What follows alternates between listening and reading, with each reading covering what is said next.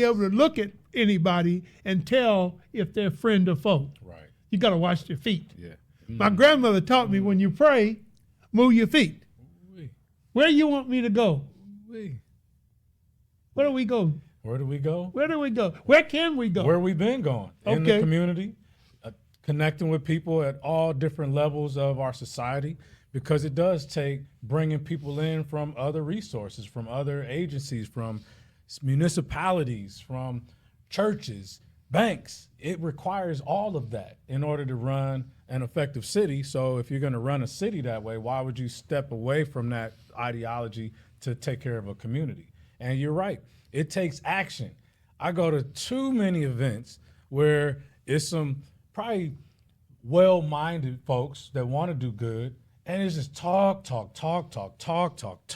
no action items, no follow-up. And then the next time they get together, they're eating again and talking about, oh, we got to do this, that, and the third, and nothing's happened. But it's people like you guys and myself that are out and not afraid to take the fire and get, and take the heat for the work that has to be done. You got to roll your sleeves up, man, get dirty sometimes out here. Right. And I don't mean unethical. I just mean you got to get into the community and work with people where they are.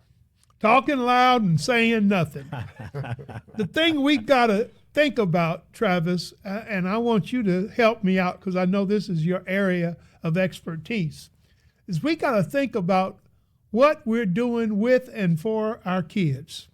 We've got to understand that families are almost non-existent. Are we going to reassemble our families? Are we going to just have grandma take care of all the kids? What are the things that are challenging us? And Travis, more importantly, what are the solutions? Well, even in our churches, we have conversations all the time about what we want to do for kids. Unfortunately, many of our churches don't even know how to address the youth issues because they're not very skilled in this population of kids. These are the ones that'll curse you out and talk about your mother and your grandmother and the horse you rode in on. So it's a thankless job at times, but at the same time, we know we are saving families, we're saving children. Churches can do a lot more. Community groups can do a lot more. And let me just tell you about self-commitment. And just recently, I get a call. A lady wants me to help out a nephew. He's homeless in a Pleasant Grove area. I go over and find the nephew, give him a little money. On my way leaving the nephew, I said, where do you stand tonight? He said, well, we just got kicked out of that hotel. I said, okay, I'm gonna buy you a hotel for a night. 2 days ago, we got him a job. So he's going to be still homeless in the area, but he's got a job in the area now where he can go to work every day. Yes, and in a very short period of time, he's going to be able to have an apartment or something else that's going to go with that. My point is personal commitment. Yes. Get in the dirt. Yes.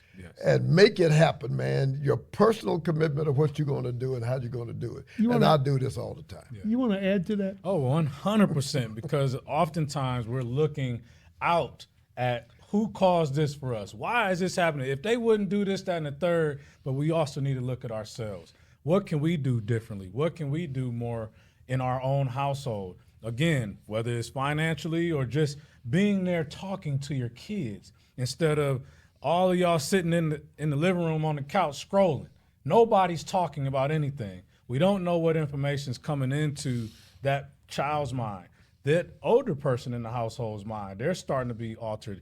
Have a conversation. Let's talk about these things and stop looking at, man, this person, that person. There has to be some self-accountability as well. Now, we know there's some hindrances out there that have been strategically put in our place in our way to prevent us from growing, but all of it can be overcome. One, of course, with God's grace and God's guidance, but also just looking at yourself and what can I do every day on a daily, consistent basis to be the best version of myself. Now, if you're scrolling, stop right now. Whenever you see us three, stop. Stop. And you got to learn to apportion your scroll to the right thing. We don't need to be spending all our time watching the worst thing you've ever done in your life. Yeah.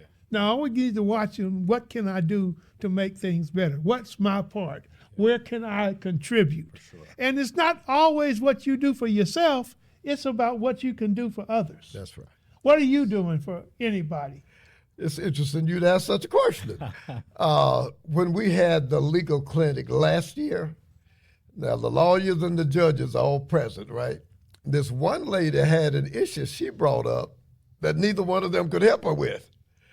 So I turned to the lady, I said, call me. I think we got an answer to your problem. And here's the reality. We fixed her problem. Wow. And you didn't need to be a judge or a lawyer. Just common sense and having a commitment to want to see things happen in her life. So just random things that happen. Man, I might be in Walmart in line and see a situation. I'm probably going to jump on it if I see it. For sure. If I see a grandmother putting the groceries up there and all of a sudden she's a few dollars short, I'm going to tell her, put the rest of it on my bill. Matter of fact, you put your money in your pocket, put it all on my bill. Individual commitment to make things happen. Temptations had a song, said, get ready, because here I come. And that's what we got to do. We got to get ready for what's coming. Do you realize that the population 65 and older is getting ready to double? And the homeless people over 65 is going to quadruple. Wow. I had a young lady call me, and she was 74 years old. She got put out of her house. She didn't have a job. She went in the hospital. She caught pneumonia. She got out the hospital, went back and had RSV. She came home, and fortunately, somebody had gotten ready, and she had gotten ready. She called, and she said, what can you do? Well, guess what? She's in the apartment now, got a little part-time job from dealing with people like Travis, and we can do something. Wow. And what kind of things are you helping people do? Oh man, countless things. Well, one, with the work that I do at Prosperity Bank, I'm out educating our community on how to manage our money, how to grow our money, how to become homeowners, how to build your business within your own abilities without having to ask for hand-me-downs and whatnot. I mentor youth in a bunch of school districts and in the community, teaching them how to have integrity, to have integrity-based decision-making, how to think like an individual that can give back to the community, taking them out to do volunteer work in the community, cleaning up the community instead of waiting for, again, others to do that. I have a book, Proven Pathways to Wealth and Happiness, that has inspired countless people on how to get their finances together, their mindset together, to grow their careers, to get involved with real estate, all of those type of things. I speak everywhere on just empowering our people to become better people and better versions of themselves. Speaking of songs, there used to be this song, Grand Theft. What you gonna do to make grand theft? There was another one, said, money, money, money, money. And Were you a DJ, man? back in the day, man? I was a He was professional. in the business. I was in a the professional business. musician. But where can we go to get employed? Where can we go to augment our income? Well, for one, you know this call. I go into prisons today to speak with folks on the inside, and I work with several groups that go into those prisons, and if they graduate out of the program, we get them housing on the outside, and we're also getting them employed. I've got 3 companies that I personally took on as a project to get them to hire folks with felonies and to give them a living wage. So I didn't just want them to have a job. I wanted them to have a living wage, and I wanted them to have insurance and all the amenities that go with it. So we have those 3 companies today hiring felons. So, man, there are just so many things we can do. You just have to take the reins and make it happen. Yeah. Now, if you happen to be sitting somewhere where there's a lot of steel and not a lot of mattresses, pay attention to this, because we've got people that are providing assistance in the community like never before. Yes. Because there's a thing called defying the odds. You no longer have to let your history be your future. There's something we've got to do, and we've got to do it when? Now. Now? Today. Yeah. Why wait? It's right now. It's the time now. It's the time right now to get busy on things and just figuring out where you fit in this whole equation, right? Everybody counts. Everybody counts. I don't even care if you've been in a criminal situation or not. You have an impact on this community. Even from behind bars, outside in the community, we've all been gifted with probably more than one thing, but at least one big, huge gift that God has given us. And our gift back to him is to utilize that in service of others.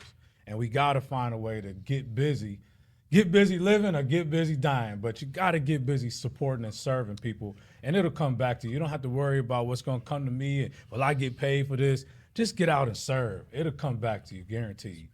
I talked about Martin and his comment about the context of character, but he had a song that they used to sing when they were marching. Yes. Said, "We shall overcome. We shall overcome someday." That's today. That's right. What can I do today? Now, what do I need? What's the first thing I need to do when I turn off this phone? When I turn off this channel, what was the first thing would you recommend to our young men, particularly? What would you recommend for them to do? Well, number one, they have a future ahead of them. And if that is the case, then what are they doing that's going to enhance that future? Are they engaged in learning about what a career is, what type of career they want to engage in, what's the requirement of being a fireman, so to speak? How much money do they make? What types of jobs are available? So this period of young people's lives is where they are getting ready to practice being an adult. So if you don't take advantage of this time period during your teenage years, then you're going to have a problem, and you're going to be far into your adult years still trying to figure it out in your 40s and 50s. And I know guys who were in their 70s needing to borrow a 10. And my thought is, what are you needing a 10 at age 70 for in the first place? What are the choices that you made that would require you to need a 10? We've all been taught that children are our future. What? I know you work with a lot of kids. Victor, what do we do? What do we tell? What do you got to say to the children right now? What can you tell them? Young people, lock in, lock in. What you need to do right now is figure out what you really love to do. Find a mentor if you can. You like being online? Go to YouTube and type up and look up that particular person that you admire and you revere that's doing what you want to do, and go ahead and study that person. And also find somebody in your community, your house, your school that's willing to help you along the way.